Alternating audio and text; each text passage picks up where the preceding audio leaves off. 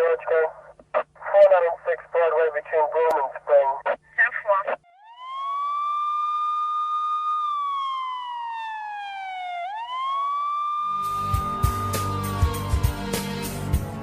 10-4. This is Forensic Talk with Jim Campbell. All talk and all crime, the nation's biggest murders, financial crimes on Wall Street. The facts, the forensics, the inside stories today.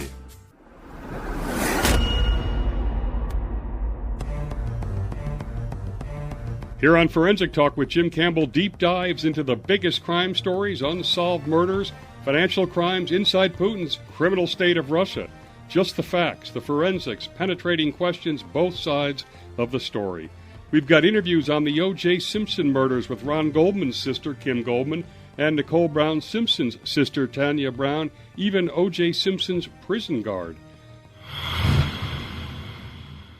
Jeffrey Felix was a prison guard at Lovelock Correctional Center in Lovelock, Nevada, which currently houses O.J. Simpson, sentenced to a 22-year prison term for attempting to steal his own sports memorabilia with a group of men at a hotel in Vegas. Two of the men brought guns at O.J.'s request. Jeff's new book is Guarding the Jews, How O.J. Simpson Became My Prison BFF. You were the closest person to him in prison, and you are convinced he's guilty. The overwhelming evidence kind of pushed me over the edge to the guilty side. He is in complete denial. When I ask him if he did it or not, he just gives me a look. He doesn't say yes. He doesn't say no. And I always say, hey, Juice, is that the look? He goes, you're getting the look. He doesn't want to talk about it. After he found out I was writing a book, he talked to a few CEOs at work, and he sent them a message to give to me that he wished I would just shut my mouth and he'd give me $1 million if he had it to have me not write this book.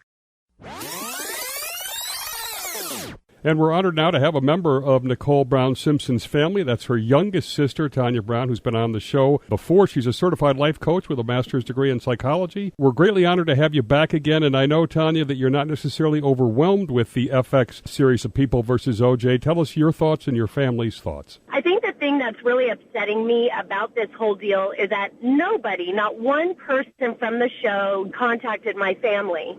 What I am hearing, and it's quite comical, is how fabricated some of these scenes are. And, you know, if they're fabricating just a minute scale of the show, what else should we expect? Tell us how you and your family members are doing now today after all these years. We most certainly do not live in the past. I have, and I've said this to you many times before, Jim, where I have forgiven O.J. Doesn't mean I'm going to go and have lunch with the guy, but it means more I am letting you go, because if I hold on to that, imagine all the years that I would have lost in my life.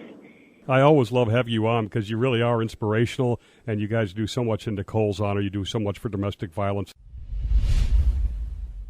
20 years after the brutal murders of Nicole Brown Simpson and Ron Goldman and the O.J. Simpson murder trial of the century captivated a nation, Ron Goldman's sister, Kim Goldman, speaks out boldly. Kim Goldman is a victims advocate, executive director of the Santa Clarita Valley Youth Project. She's the founding co-chair of the Ron Goldman Foundation for Justice. Her latest book out is Can't Forgive, My 20-Year Battle with O.J. Simpson. Welcome, Kim. How are you this morning? I'm okay. How are you? We welcome you. One of the things that's interesting out of both these books is that for a couple minutes of rage, the damage that was done, you can just viscerally feel it in both books almost every day of your lives since. It's palpable. I mean, the pain, the anxiety that I feel as I lead up to the date. No matter what I try to do, the tape still plays the same in my head every year. You know, I breathe my way through it. And same for my dad. The loss is the loss, no matter what day of the week it is or what year on the calendar it is. Why do you think it captivated a nation so much? I think because he was a well-known figure. I think because he represented so many things to so many people. To see him, you know, in handcuffs, to see him in the defendant's chair, and to be accused of such a heinous crime, I think people were shocked. I think it was the first time that we ever had anybody famous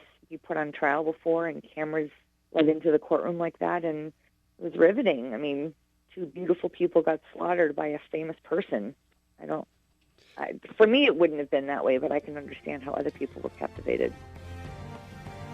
This is Forensic Talk with Jim Campbell. All talk and all crime, the nation's biggest murders, financial crimes on Wall Street, the facts, the forensics, the inside stories.